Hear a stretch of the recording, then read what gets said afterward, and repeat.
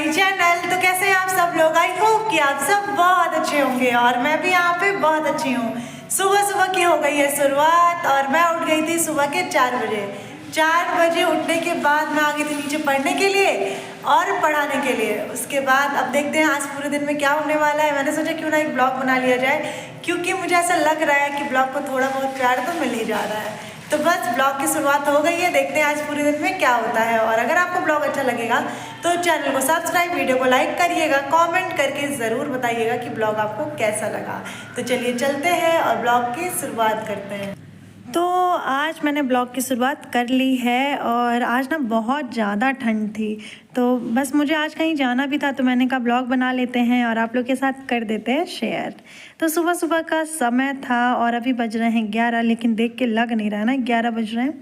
तो बस यहाँ पे हम सब लोग बैठ के कर रहे थे पंचायत और फिर मैं और मेरा भाई निकल गए थे एक जगह जहाँ पे हम लोग पहुँचे। और आप लोग देख सकते हैं कितनी ज़्यादा हरियाली है ना, ये सारे गोभी वगैरह लगे हैं, बहुत सारी चीज़ें ऐसी लगी हैं इस खेत में जो कि आपको देख के समझ ही में नहीं आ रहा होगा कि ये कौन सा फल है या कौन सा ये वेजिटेबल है।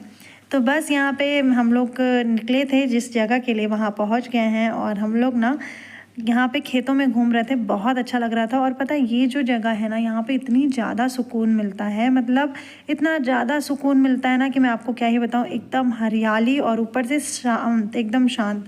क्योंकि हम लोग जहाँ रहते हैं वहाँ पे थोड़ा रोड वगैरह जो है ना, वो एकदम रोड पे ही घर है तो बहुत ज़्यादा आवाज़ आता है। लेकिन अगर किसी को पढ़ना हो ना तो रियली यहाँ आ सकता है। और साथ के साथ यहाँ पे इस खेत में बना था बहुत ही प्यारा सा घर, जो कि मैंने बहुत ही कम देखा है और ऐसे रियल में तो पहली बार देख रही हूँ।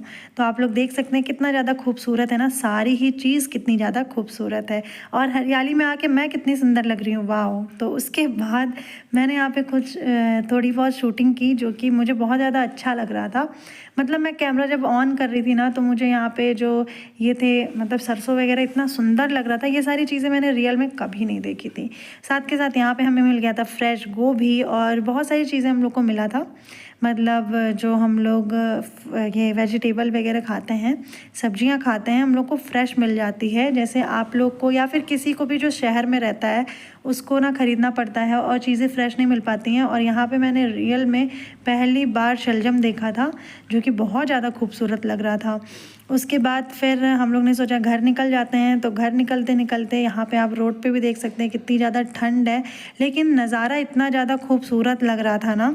आप लोग देख सकते हैं कितना प्यारा सा ये देखिए झोपड़ी टाइप बना है। ये सारी चीज़ें ना मूवीज़ में देखने को मिलती हैं, रियल में तो नहीं मिलती हैं। साथ के साथ यहाँ पे ये क्रॉसिंग बंद हो गया था और क्रॉसिंग बंद होने के बाद भी ये क्रॉसिंग खुल नहीं रहा था। मतलब ट्रेन चली गई थी उसके बाद भी क्रॉसिंग खुल नहीं रहा था।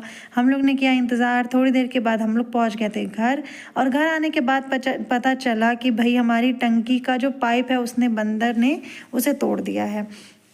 तो बस अब भैया आ गए थे, मतलब हमारे ये मेरे भैया ही हैं। तो भैया थे घर पे, तो हम लोग ने कहा कि क्या किसी और को बुलाया जाए, भैया खुद ही इतने ज़्यादा टैलेंटेड है, वही हम लोग की हेल्प कर देंगे। तो बस यहाँ पे भैया का पिटारा आ गया है। ये डब्बा आप देख सकते हैं, इसमें भैया का पिटारा है। और आपने कभी रियल में ऐसे डब्बे में ताला लगा हुआ देखा है?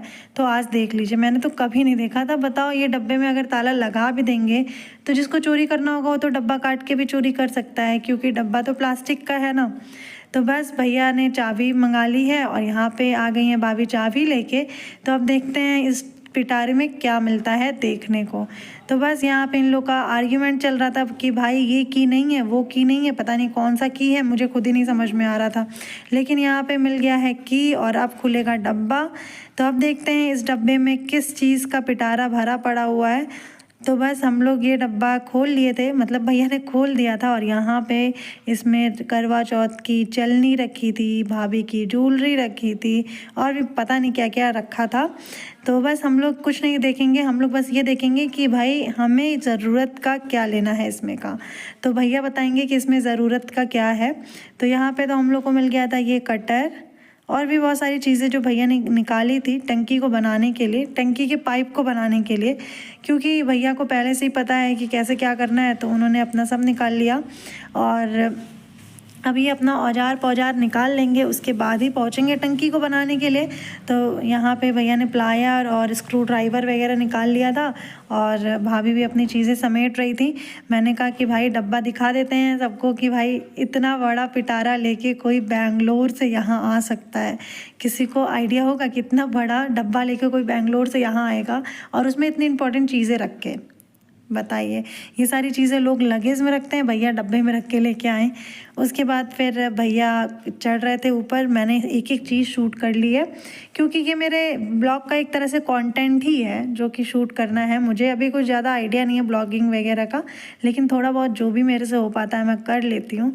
तो यहाँ पे भैया अब चढ़ गए हैं, मतलब ये जो टंकी हमारे 3rd फ्लोर पे है, तो आप समझ सकते हैं कितनी ऊंचाई पे ये टंकी लगा हुआ है। तो बस भैया चढ़ गए हैं और उसके बाद मैं भी इनकी हेल्प कराने में लग गई थी। उतनी ऊंचे पे तो मैं नहीं चढ़ सकती हूँ, लेकिन नीचे से ही मैंने भैया की हेल्प करा ली थी। जो चीज़ें भी भैया मांग रहे थे मैं यहाँ से उनको दे रही थी। और क्या था ना कि जब टंकी में पानी नहीं रहता है तो समझिए हमारा हाथ पैर चलना ही बंद हो जाता है, मतलब सारी चीज़ें समझ नहीं आती है कैसे काम होगा, क्या नहीं होगा।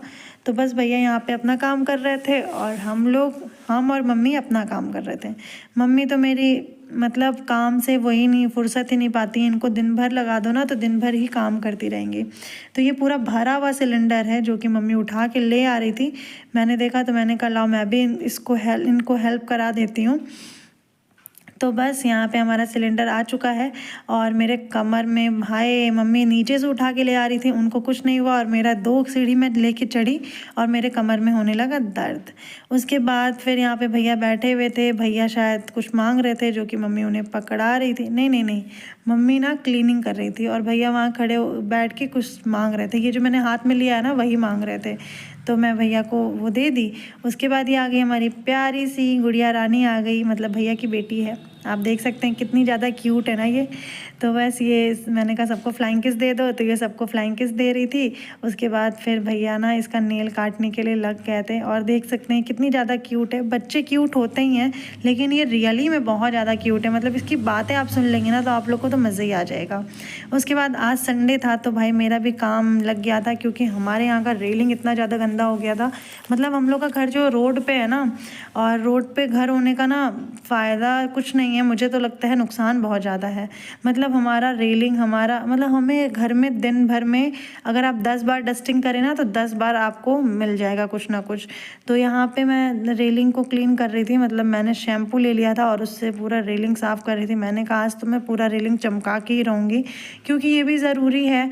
मैं कब जैसे रेलिंग की डस्टिंग जो होती है रोज़ होती है, लेकिन इतना ज़्यादा रोड पे ट्रैक्टर टाली और फिर जीप वगैरह आते जाते हैं ना, इसकी वजह से डस्ट इतना ज़्यादा उड़ता है तो जिसकी वजह से ना पूरा घर बहुत गंदा हो जाता है।